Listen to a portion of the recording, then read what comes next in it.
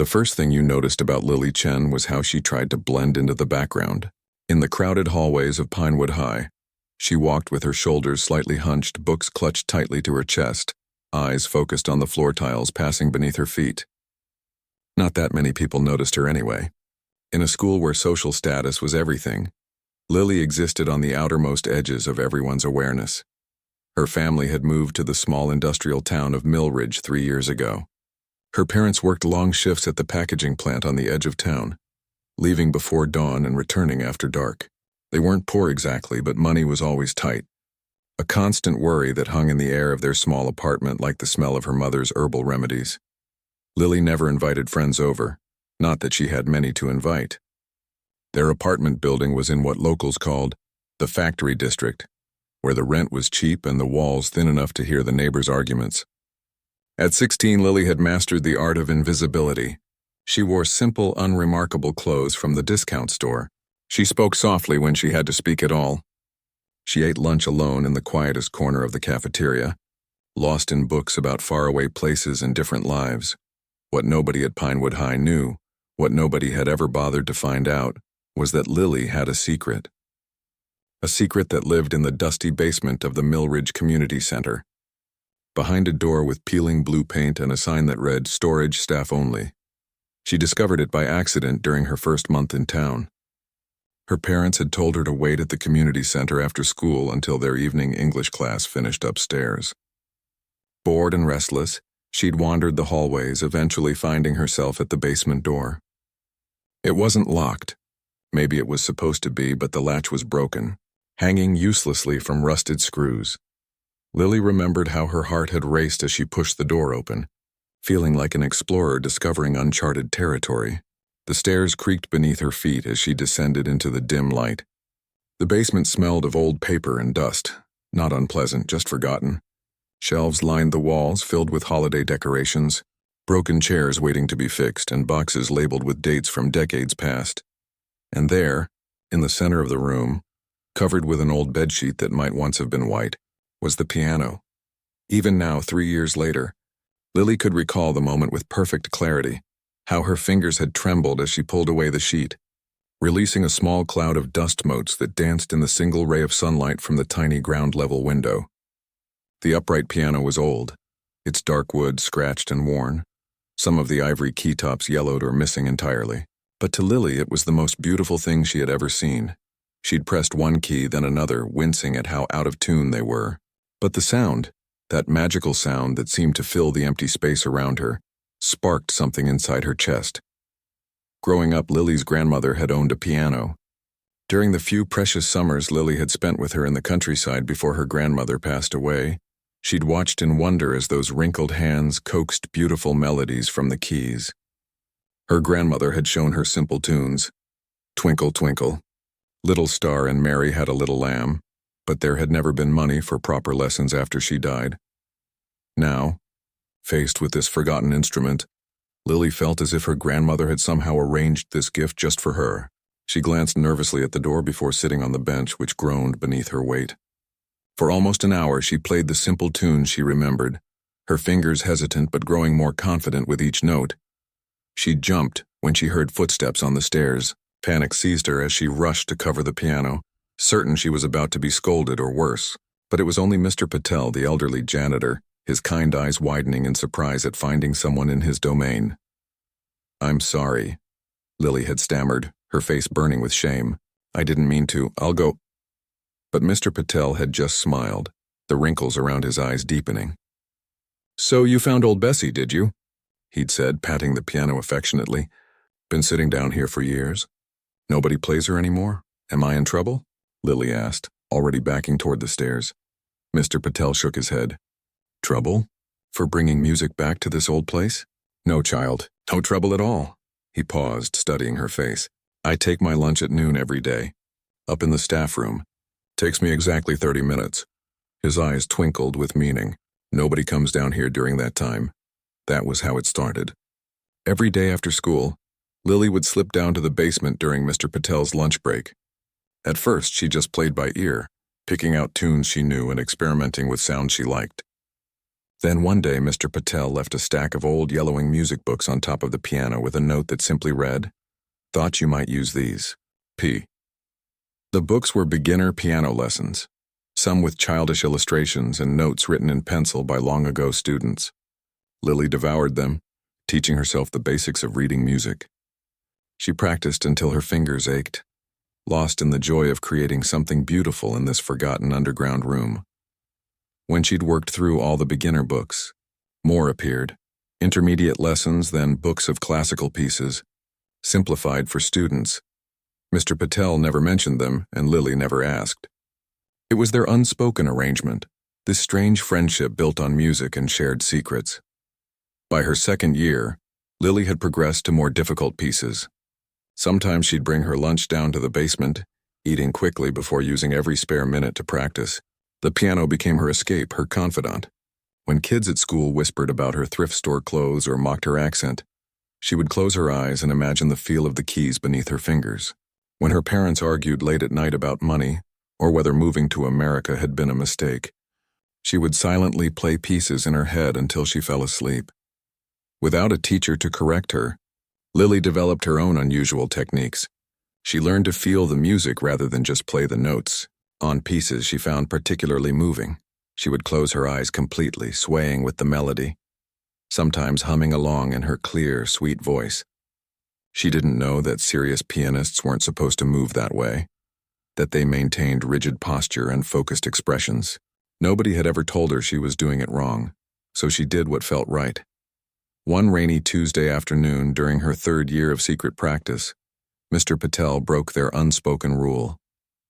Lily was playing a piece from one of the more advanced books, Debussy's Clair de Lune, though she was struggling with some of the more complex passages.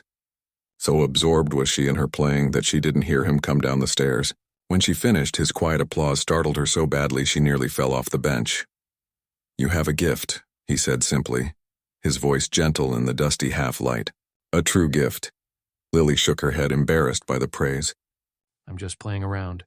"I don't even know what I'm doing half the time." Mr. Patel crossed the room and sat beside her on the bench. His hands, weathered by decades of work, hovered over the keys. "My mother was a piano teacher in Mumbai," he said. "Before we came here, I grew up listening to students play for hours every day." His fingers pressed the keys, playing a simple but beautiful melody Lily didn't recognize. "I know talent when I hear it, but I've never had real lessons," Lily protested. "I'm just copying what I see in the books." Mr. Patel shook his head firmly. "That's what makes it special. You play from here." He tapped his chest right over his heart. "Not just from here," he tapped his temple. "Many technically perfect pianists never learn to do that." He stood up, his knees cracking slightly with the effort. "The school is having their big talent showcase next month. You should play." Lily's stomach dropped at the very thought. "I can't. No one even knows I play. They'll laugh at me." "Perhaps," Mr. Patel conceded with a small smile. "At first." He headed toward the stairs, then turned back. "Think about it. Some lights are too bright to keep hidden in basements forever." After he left, Lily sat motionless on the bench, her fingers resting lightly on the keys. Play in public? The idea terrified her. Yet something else stirred beneath the fear, a tiny spark of longing. What would it be like just once to step out of the shadows, to show everyone the secret person who existed in this basement? The Lily who wasn't afraid, who could create beauty with her hands? She shook her head, dismissing the thought. It was a nice dream, but that's all it was. Girls like her didn't suddenly become the center of attention. Girls like her stayed invisible. She gathered her things and carefully covered the piano with its sheet, smoothing it with gentle hands. As she climbed the stairs, she pushed Mr. Patel's suggestion from her mind. Some things were better kept secret, safer that way. But that night, for the first time, Lily dreamed of spotlights and applause instead of dusty basements and silence. The talent showcase posters went up on a Monday, bright blue paper with bold letters announcing Pinewood High Annual Talent Showcase. And beneath it, in slightly smaller text, Scouts from State University Arts Program will be attending. The posters seemed to be everywhere. Hallways, cafeteria, even the bathroom doors. Lily tried to ignore them as she hurried between classes, but her mind kept drifting back to Mr. Patel's suggestion. You should sign up, a voice said, making Lily jump. She turned to find Ms. Rivera, the music teacher, looking at her with a friendly smile. Ms. Rivera was new to Pinewood, having arrived just after winter break when the previous teacher retired. She was younger than most faculty, with warm brown eyes and a habit of humming under her breath as she walked the hallways. Me? Lily clutched her books tighter. No, I don't have any talents. Ms. Rivera tilted her head. Everyone has talents, Lily. Some just haven't discovered theirs yet. She tapped the poster with her finger. It's a good opportunity. You never know what might come of it. Lily mumbled something non-committal and slipped away, face burning. How could she possibly explain that her only talent existed in a dusty basement where no one could see or hear her? The very thought of playing in front of the entire school, with their judging eyes and whispered comments, made her stomach twist into knots. For the next week, Lily tried to put the showcase out of her mind. She went through her usual routine: classes, lunch alone with her books, and then her precious hour in the basement with the piano. But something had shifted. As her fingers moved over the keys, she found herself imagining what it would be like to play on a real stage, on a piano that wasn't missing keys or painfully out of tune. One afternoon, as she was playing a particularly challenging piece she'd been working on for weeks, she became aware of someone watching her. Expecting Mr. Patel, she turned toward the stairs and froze. Ms. Rivera stood there, her expression a mixture of surprise and something else. Wonder, maybe? I thought I heard music, Ms. Rivera said softly, stepping into the room. Mr. Patel mentioned I might find you down here. Lily's hands fell from the keys as panic surged through her. Her secret place, her private world, had been invaded. I'm sorry, she stammered. I know I shouldn't be here. I'll go. No, please. Ms. Rivera held up a hand. Don't stop on my account. She approached the piano slowly, as if afraid of startling Lily further. That was beautiful. What piece were you playing? Chopin, Lily answered hesitantly. Nocturne in E-flat major. At least I think that's what it's called. I've been teaching myself from these old books. Ms. Rivera's eyebrows rose. Teaching yourself? How long have you been playing? About 3 years, just here. Lily gestured to the basement. Ms. Rivera ran her fingers lightly over the piano's scratched surface. And no formal lessons? Lily shook her head, shame creeping through her. Of course, a real music teacher would immediately spot all her mistakes, all the ways she'd been doing things wrong. Would you play something else for me? Ms. Rivera asked, sitting on an old folding chair nearby. Surprised, Lily turned back to the keys. After a moment's hesitation, she began to play the Debussy piece she'd been practicing when Mr. Patel had interrupted her the week before. She stumbled a bit at first, nervous under Ms. Rivera's watchful gaze, but soon the music carried her away as it always did. She swayed slightly with the melody, her eyes drifting closed at the most beautiful passages. When she finished, the basement was silent except for the faint humming of pipes overhead. Lily kept her eyes on the keys, afraid to look up and see disappointment or, worse, pity on Ms. Rivera's face. Lily, Ms. Rivera said finally, her voice strangely thick. That was extraordinary. Lily's head snapped up in disbelief. But I messed up the middle section, and I know I'm not doing the fingering right. Technical skills can be taught, Ms. Rivera interrupted gently. But what you have, this connection to the music, this natural expressiveness, that's something special. Something rare. She leaned forward, her eyes intent. You need to sign up for the showcase. Lily felt a flicker of something dangerous, hope maybe, before doubt rushed back in. I can't, everyone would stare at me. And the popular kids, they'd just laugh. They might, Ms. Rivera agreed, surprising Lily with her honesty. But only until you start to play, she smiled. Trust me on this. I don't even have nice clothes, Lily protested weakly. And this piano. It's nothing like the grand piano in the auditorium. I wouldn't know how to play it. We can practice on the auditorium piano after school, Ms. Rivera offered. As for clothes, she waved a dismissive hand. We'll figure something out. The important thing is your music, Lily. It deserves to be heard. Later that evening, Lily sat at their small kitchen table, pushing rice around her plate as her parents discussed their workday. Her mind was elsewhere, replaying Ms. Rivera's words over and over. It deserves to be heard. Was that really true? Did she, invisible Lily Chen, actually have something worth sharing? You're quiet tonight, her mother observed, dark eyes studying Lily's face. Something wrong at school? No, Lily said quickly. Then, gathering her courage, actually, there's a talent show coming up. Her father looked up from his bowl.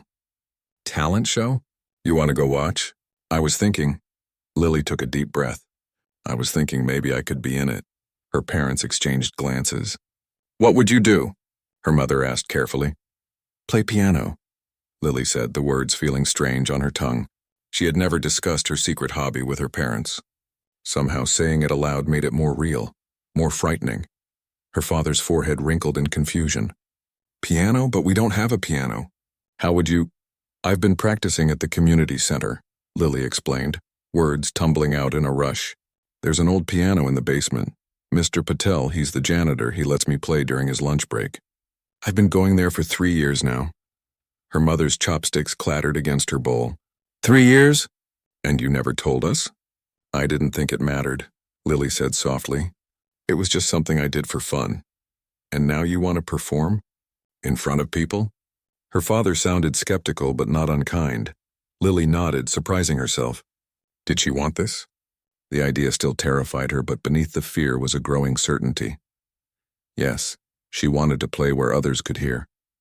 Just once she wanted to step out of the shadows. My teacher, Ms. Rivera, she heard me play. She says I'm good. Lily hesitated. Really good, actually.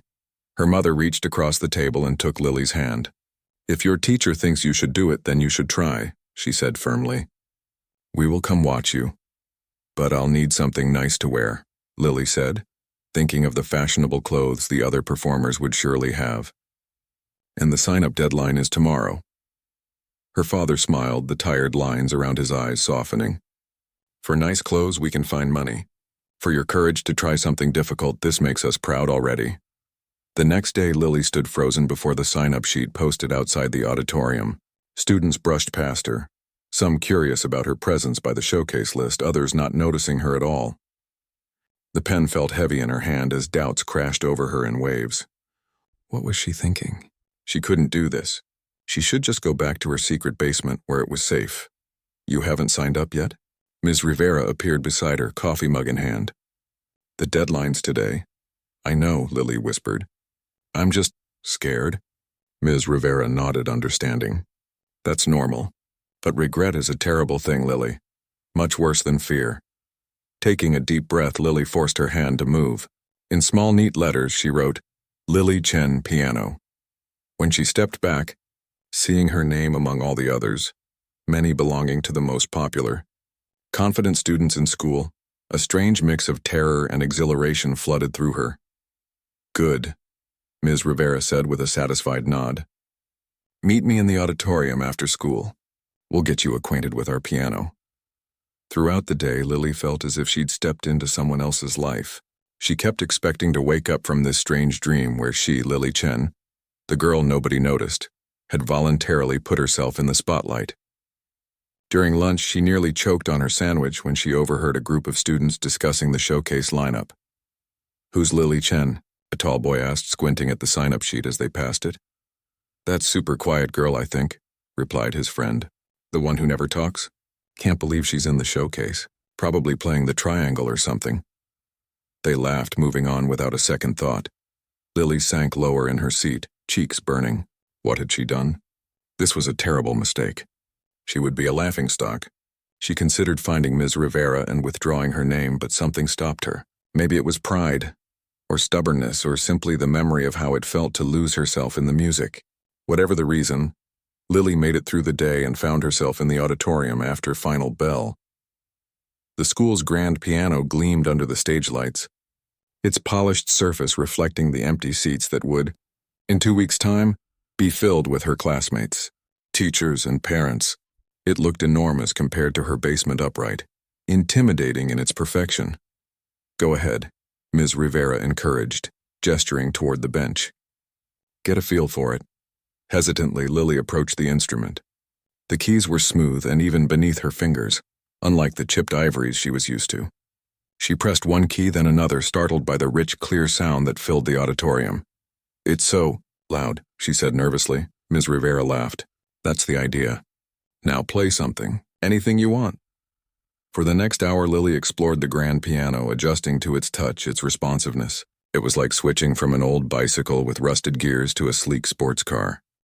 By the time they finished, her confidence had grown enough that she'd chosen her piece for the showcase, a Chopin nocturne she particularly loved. Same time tomorrow? Ms. Rivera asked as they gathered their things. We have 2 weeks to get you ready. Okay, Lily agreed, surprising herself again with her own determination. As she walked home that evening, the sun setting behind the factory smokestacks, Lily felt something unfamiliar expanding in her chest. She had spent so long hiding, being invisible. Now she had put her name on that list. Now people would see her, really see her for the first time. The thought was terrifying. It was also, she realized with a small smile, incredibly exciting. Word spread quickly about the upcoming talent showcase. Pinewood High buzzed with excitement as rehearsals began, and participants practiced their acts during lunch breaks and after school. Lily kept to her routine: classes, quiet lunches, and now, instead of the basement, afternoons at the grand piano with Ms. Rivera offering gentle guidance.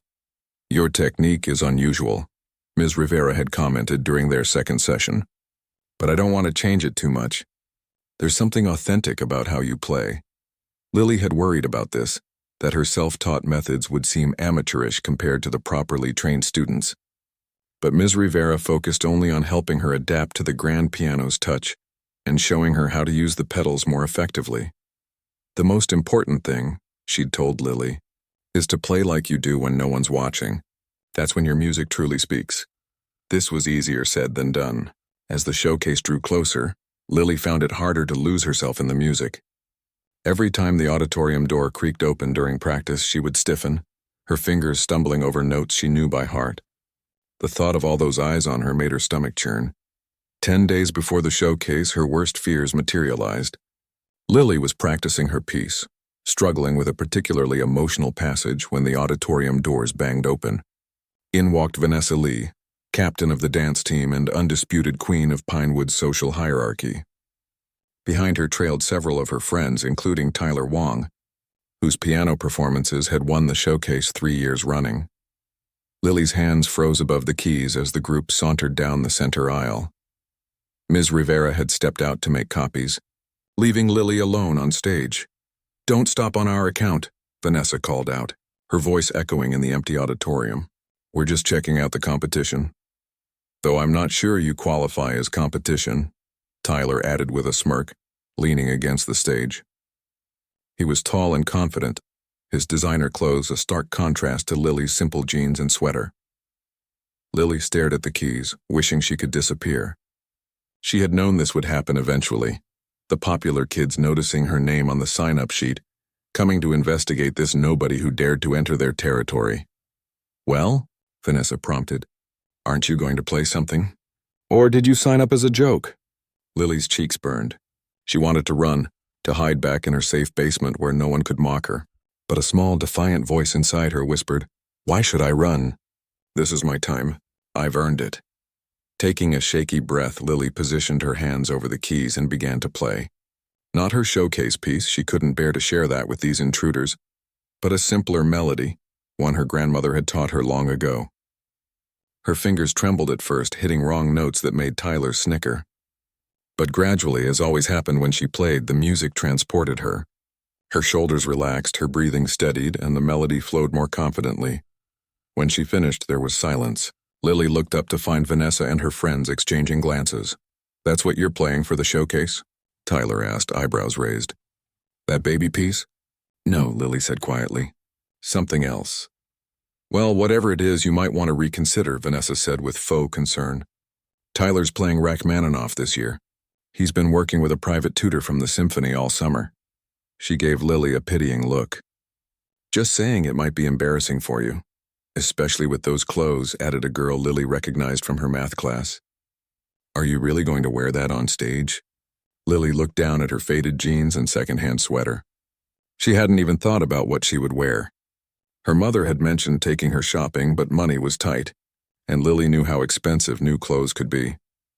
"My mom's taking me shopping this weekend," she mumbled. Hating how defensive she sounded, Tyler laughed. "Walmart's finest, I'm sure." The group snickered as he approached the piano. "Mind if I show you how it's done?" Without waiting for an answer, he slid onto the bench beside Lily, forcing her to scoot over. His hands flew over the keys in a flurry of movement, playing a complicated piece filled with dramatic runs and crashing chords. It was technically impressive, and Lily felt her confidence shrinking with each perfectly executed note. When he finished with a flourish, his friends applauded enthusiastically. "That's how you win a showcase," Tyler said, standing up. "But hey, it's cute that you're trying." He patted Lily's shoulder with exaggerated gentleness. Vanessa checked her phone. "We should go. Dress rehearsals for our dance number." She gave Lily a final once-over. "Good luck. You'll need it."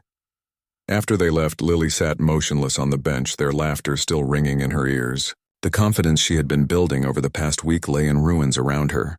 What had she been thinking? Tyler was a real pianist, with real training and expensive clothes and years of experience performing. She was just a girl who played in a basement.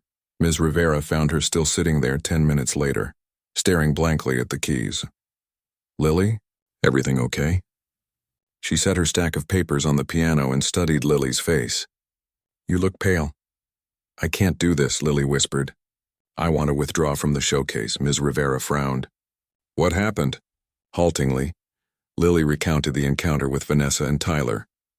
With each word, the memory became more painful, their mockery more cutting. "I see," Ms. Rivera said when Lily finished.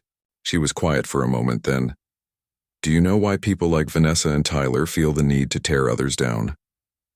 Lily shrugged. "Because they can? Because they're better than me?" "Because they're afraid," Ms. Rivera said simply. "When someone like Tyler sees a potential threat to his status, his first instinct is to eliminate it. He wouldn't have bothered coming in here if he didn't think you were worth worrying about." Lily looked up, surprised. "But he's so good. You heard him play." "I've heard him many times," Ms. Rivera agreed. "He's technically skilled, yes, but he plays like a well-programmed machine." She tapped Lily's chest lightly. "You play from here. That's much rarer and much more valuable."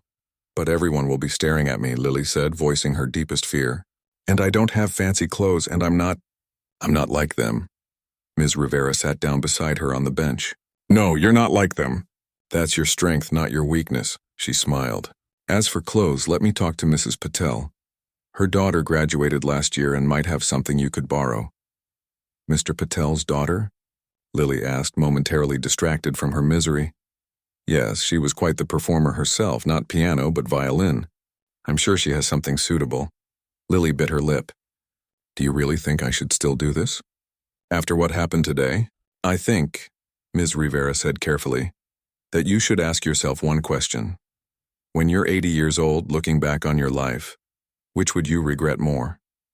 Trying and maybe failing, or never trying at all?" The question stayed with Lily through the evening as she helped her mother prepare dinner, as she worked on homework, as she lay in bed staring at the ceiling. Would she regret not performing? The answer came to her in the quiet darkness. Yes. She would always wonder what might have happened if she'd found the courage. The next day, Lily arrived at school to find a garment bag hanging on her locker. A note pinned to it read, "My daughter wore this for her first recital. It brought her luck. Perhaps it will do the same for you. Mr. Patel." Inside was a simple but elegant blue dress with a modest neckline and flowing skirt.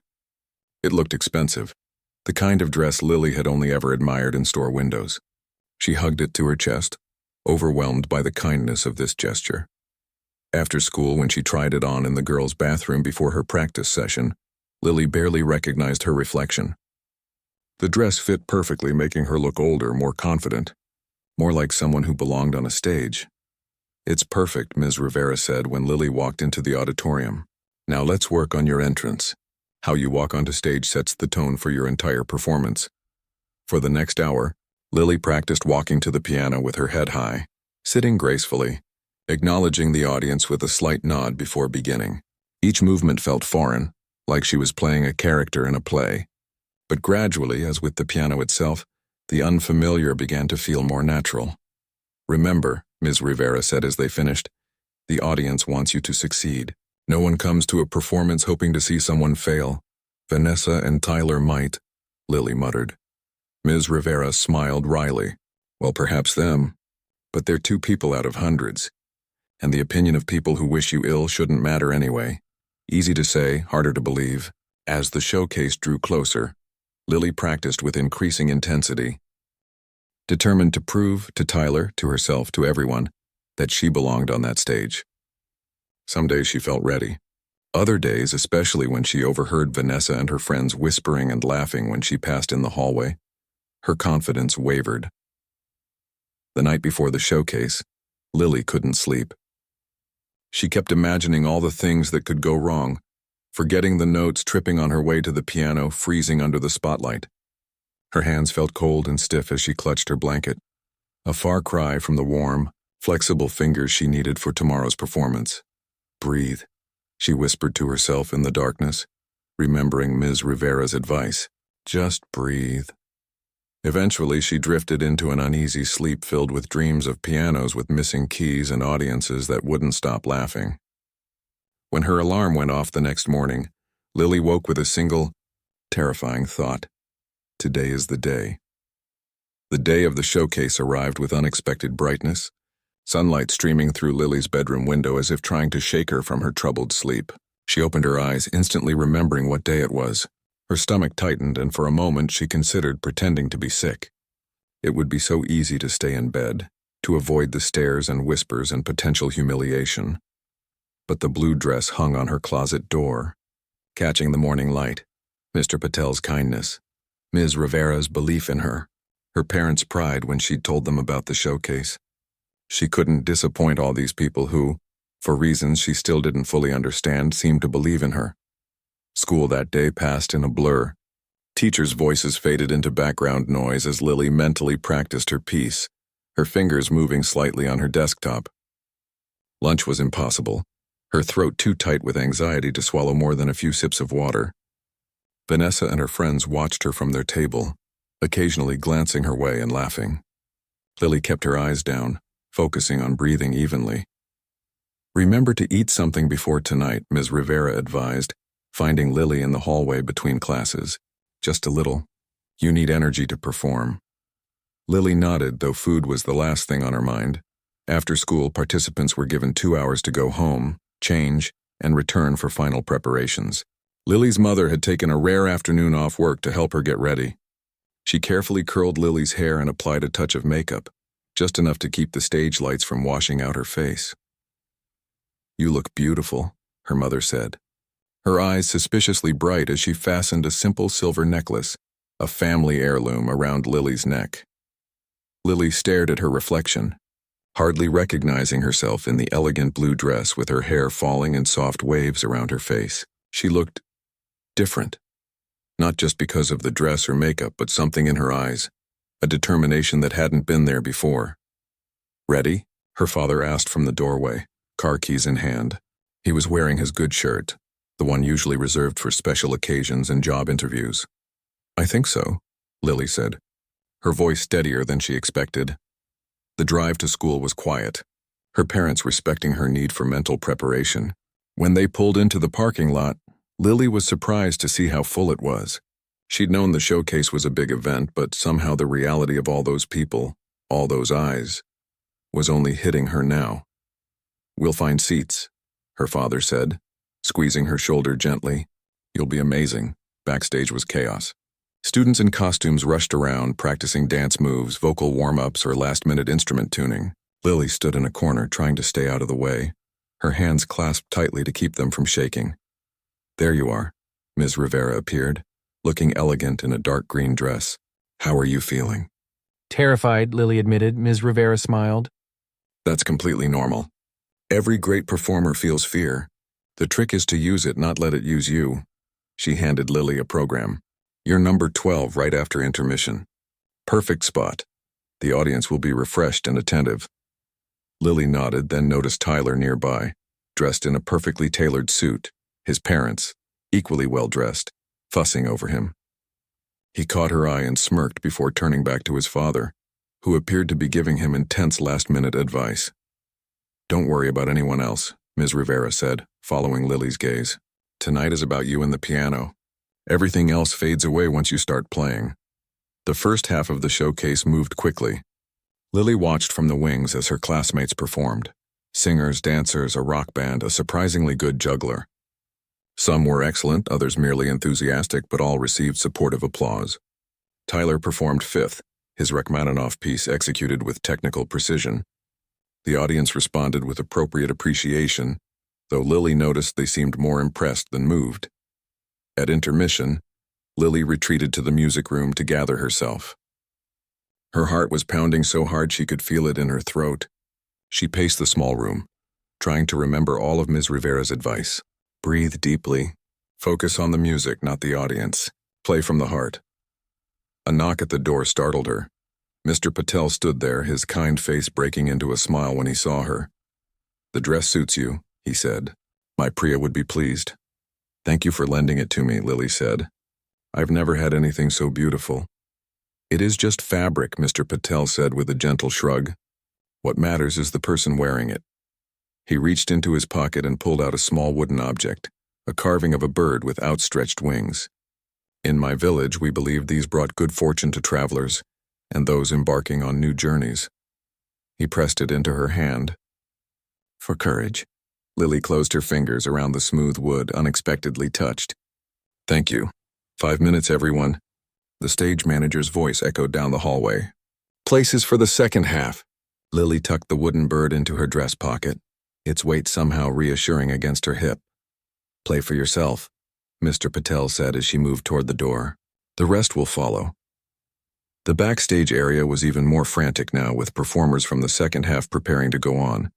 Lily found a quiet corner and closed her eyes, mentally running through her piece one last time. She could hear the audience returning to their seats, the low murmur of conversation, occasional laughter. So many people. She was so absorbed in her thoughts she almost missed her cue. "Next up, performing Chopin's Nocturne in E-flat major, Lily Chen." The stage manager nudged her gently. "That's you, honey. Go on." Lily's legs felt wooden as she walked onto the stage. The lights were blinding, making it difficult to see the audience, though she could feel their presence. Hundreds of eyes following her as she crossed to the piano. She caught a glimpse of her parents in the third row, her mother's hands clasped tightly together, her father sitting unnaturally straight. The walk to the piano seemed endless. Had the stage always been this big? Lily focused on the gleaming instrument waiting for her, a safe harbor in a sea of scrutiny.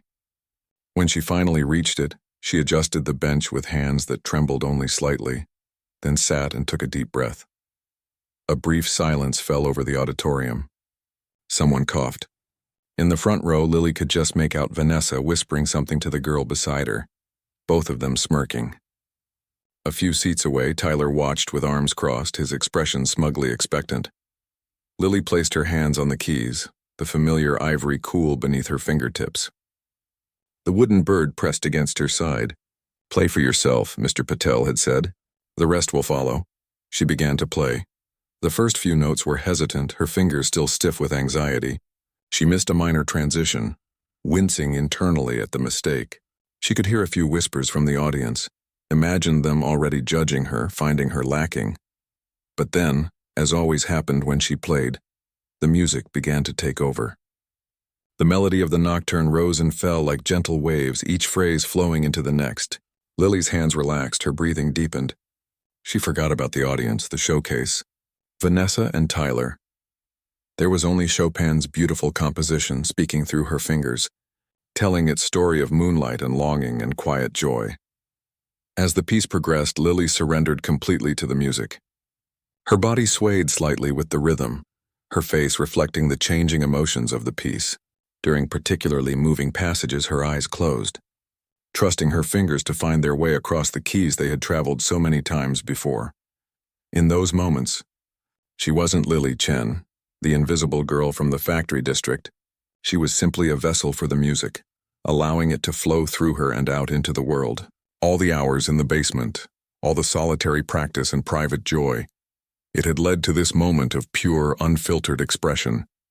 The final section of the nocturne was delicate, almost fragile in its beauty. Lily played it with a tenderness that came from somewhere deep inside her, a place she hadn't known existed until she found that dusty piano 3 years ago. As the last notes hung in the air, she kept her hands hovering over the keys, reluctant to break the spell. For one terrible moment after she finished, there was complete silence. Lily's eyes opened, the magic of the music fading as reality rushed back in. Had she failed? Was everyone sitting there in embarrassed silence, pitying the girl who dared to think she belonged on this stage? Then it came, a single person clapping, then another, and suddenly the entire auditorium erupted in applause. It wasn't just polite clapping. It was enthusiastic, with people standing up from their seats, some calling out, "Bravo!" Lily blinked in confusion, certain she must be misunderstanding what was happening. She turned slightly to acknowledge the audience as Ms. Rivera had taught her, and caught sight of her parents. Her mother was openly crying while her father was on his feet, clapping with uncharacteristic abandon. Near them, Mr. Patel stood with a proud smile that seemed to say, "I told you so." In the front row, Vanessa and her friends sat still, their expressions a mixture of shock and something that looked almost like respect. Tyler was staring at the piano as if seeing it for the first time, his earlier smugness replaced by thoughtful surprise. As Lily stood to take her bow, she felt a strange lightness in her chest, as if something heavy had been lifted away. The applause continued, washing over her in waves of warmth and acceptance. They had heard her, really heard her, and somehow, miraculously, they had understood what she was trying to say. For the first time in her life, Lily Chen was truly visible. The rest of the showcase passed in a blur for Lily. She sat in the audience for the remaining performances, still wrapped in a strange dreamlike feeling. People she had never spoken to stopped by her seat to whisper congratulations. A few parents asked if she gave piano lessons. Even the school principal nodded approvingly when he passed her in the aisle during the final intermission. When the showcase ended, Lily found herself surrounded by well-wishers. Her parents stood nearby, looking slightly overwhelmed by the sudden attention their daughter was receiving. Ms. Rivera hovered at the edge of the group, a satisfied smile on her face. "Excuse me." A woman in a tailored suit gently pushed through the crowd toward Lily. "I'm Professor Diane Lin, from the State University Music Program." She handed Lily a business card. "I'd love to talk with you about your plans after graduation." Lily stared at the card, momentarily speechless. "But I'm only a junior," she finally managed.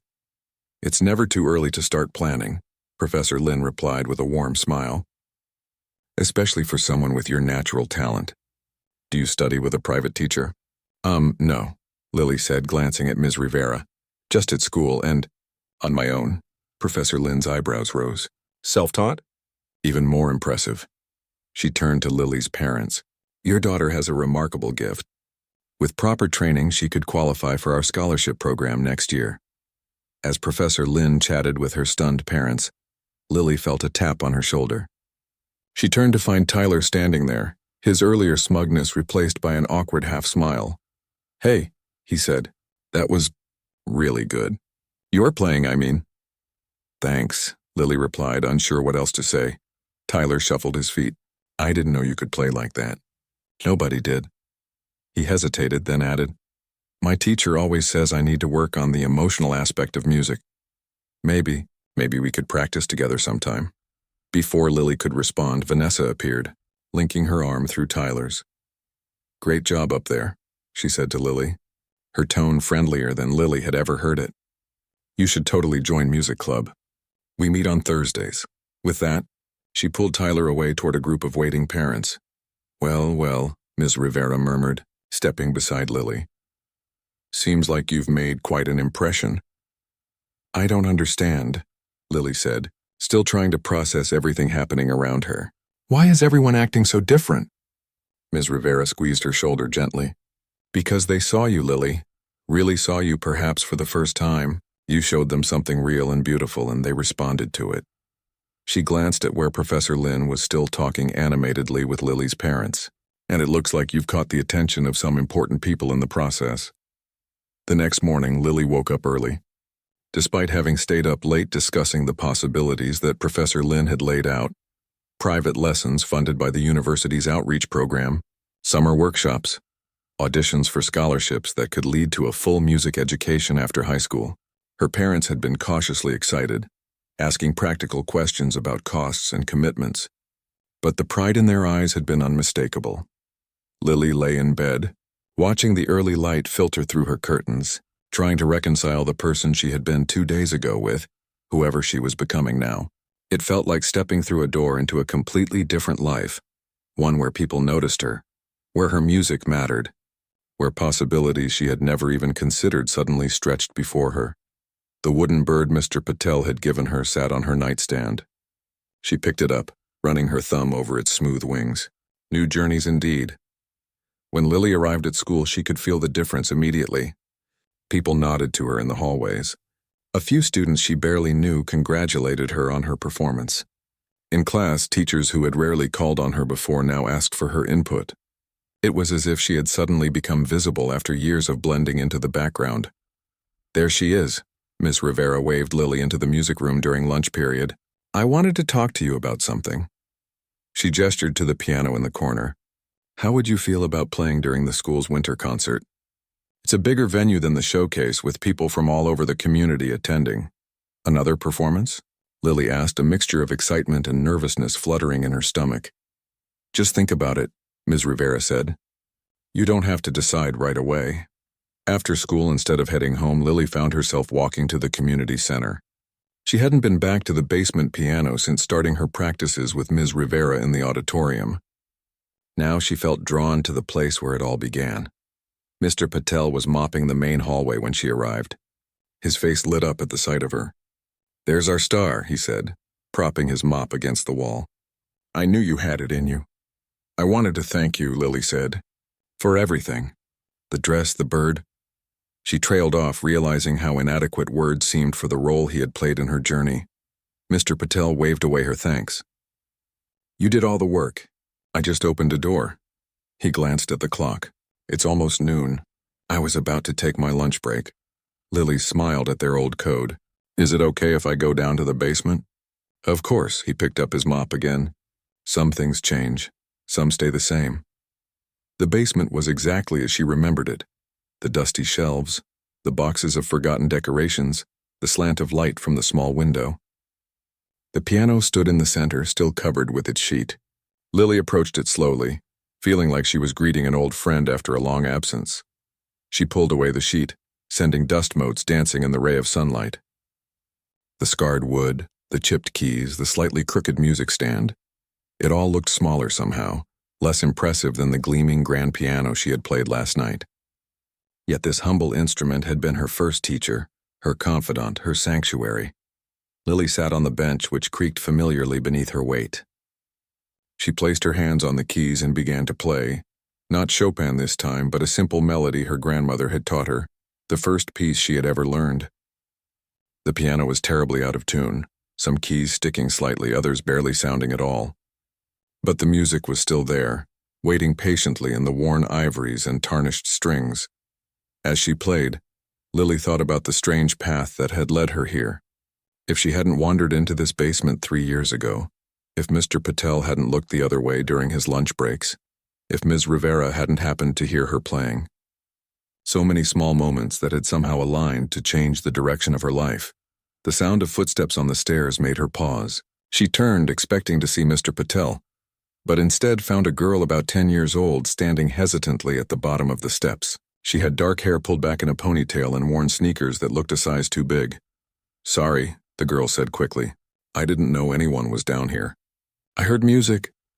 "It's okay," Lily said, recognizing something of herself in the girl's nervous posture. "Do you like piano?" The girl nodded, her eyes fixed on the instrument. "My grandma used to play, but we don't have one at home." Lily felt a strange sense of déjà vu. She smiled and moved over on the bench. "Do you want to try?" The girl approached cautiously, as if afraid the invitation might be withdrawn. She sat gingerly beside Lily, her small fingers hovering uncertainly over the keys. "Here," Lily said, taking the girl's hand gently. "Let me show you a simple tune." As she guided the child through her first notes, Lily realized something important. Her journey wasn't just about becoming visible or finding recognition. It was about completing a circle, passing along the gift that had been given to her, from her grandmother to her, and now from her to this girl with eager eyes and hesitant fingers. In the weeks that followed, Lily's life changed in ways both dramatic and subtle. She began private lessons with a teacher from the university. She joined the school's music club, where even Vanessa and Tyler gradually became something like friends. She performed at the winter concert to enthusiastic applause, more confident this time, more certain of her place on the stage. But every Tuesday and Thursday afternoon, she returned to the community center basement.